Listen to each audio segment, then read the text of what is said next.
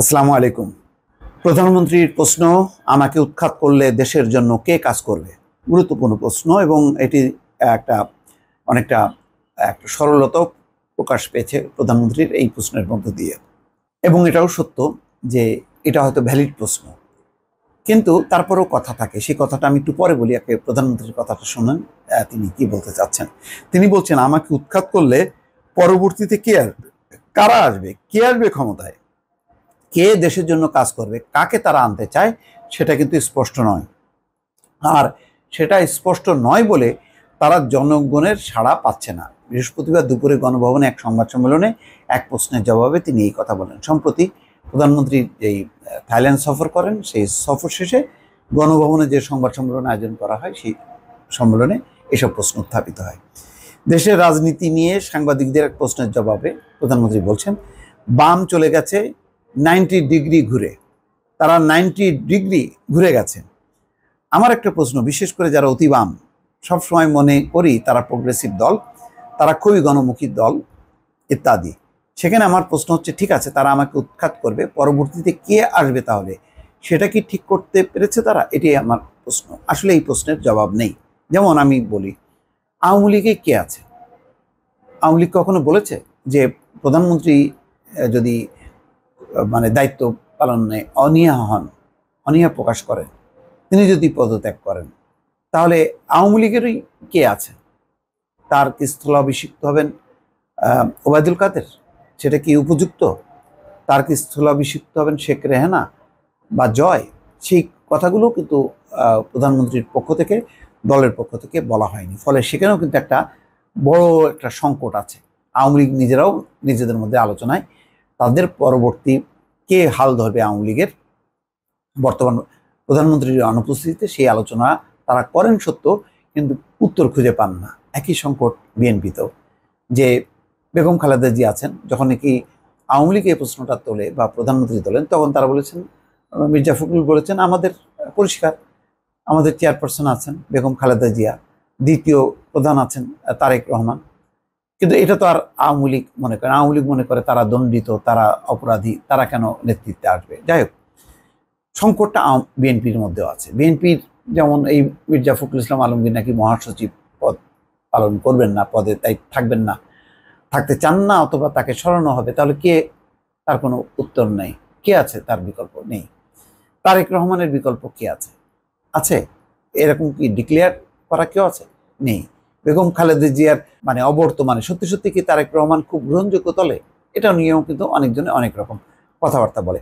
সেই সংকটটা আছে। কিন্তু আলোচনাটা কি আমরা ব্যক্তি নিয়ে করব নাকি প্রতিষ্ঠান নিয়ে করব? যেমন কিছুদিন আগে, বছর খানিক আগে বা বছর দেড়েক আগে, 3 মাসে যুক্তরাজ্যে 3 জন প্রধানমন্ত্রী পরিবর্তন হয়েছে।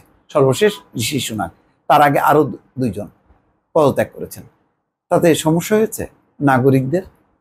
তারা কি জানতে চায় যে আমার দেশের প্রধানমন্ত্রীকে? না, প্রত্যেক দেশের প্রধানমন্ত্রী যায় আসে। ইউরোপ, আমেরিকার, বিশেষ করে ইউরোপের দেশগুলোর, যেগুলি গণতান্ত্রিক দেশ, দেখেন যে সেখানে নিউজিল্যান্ডের যেই প্রধানমন্ত্রী, তিনি বলেন যে না, আমি আর আমার দায়িত্ব মেয়াদ আছে, কিন্তু আমি করব না। হ্যাঁ, তিনি চলে গেলেন, যে তিনি এখন সংসারের দায়িত্ব পালন করবেন। তারপরে স্পেনের প্রধানমন্ত্রী দেখলাম যে না, স্ত্রীর বিরুদ্ধে কর ফাঁকির মামলা হয়েছে, বলছে না, আমি তাহলে দায়িত্ব পালন করব না। তাদের দফায় দফায় আসে যায়। জাপানে তো কিছুদিন আগেও মানে 2 মাস 3 মাস 4 মাস পর পর মানে প্রধানমন্ত্রী গেছে আসে। ওদের জনগণ জানেও না প্রধানমন্ত্রীর নাম। নেতৃত্বে সমস্যা হয়নি, প্রতিষ্ঠান দাঁড়িয়ে গেছে। তাহলে আমাদের এই 50 বছরে রাজনৈতিক দলগুলোই তো ক্ষমতায় ছিল, মাঝখানে না হয় কিছুদিন এদিক সেদিক গেছে। মানে কি হলো? এরশাদ পতনের পর থেকে এই পর্যন্ত রাজনৈতিক দলগুলো ছিল, তারা প্রতিষ্ঠান দাঁড় করায়নি। প্রতিষ্ঠান যদি দাঁড়াতো, যেমন আমাদের তত্ত্বাবধায়ক সরকার যখন আসে, প্রতিষ্ঠানগুলিই তো থাকে, তার উপরেই তো তারা একটা ভালো নির্বাচন আয়োজন করে। 111 সরকারও তো আমরা দেখলাম, তারা চলেনি। তারা, তাদের কি রাজনৈতিক দল ছিল? ছিল না, তাদের ছিল প্রতিষ্ঠান। তো প্রতিষ্ঠানটা গুরুত্বপূর্ণ। প্রত্যেকটা প্রতিষ্ঠান যদি তার দায়িত্ব পালন করে, স্বাবলম্বী হয়, আত্মনির্ভরশীল হয়, তাহলে তো লাগে না। ব্যক্তি একটা ম্যাটার করে একটা পর্যায়ে, কিন্তু এরপরে প্রতিষ্ঠান, সেটা শুরুতে।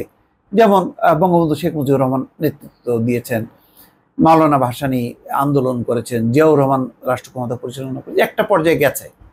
এরপরে পর্যায়টা হলো প্রতিষ্ঠানটা লিড করবে, যে এখানে নির্বাচন হবে, কে কোন দল, কে কোথায় নেতা, কিচ্ছু দেখার দরকার নেই, নির্বাচনটা নির্বাচনের মতন হবে।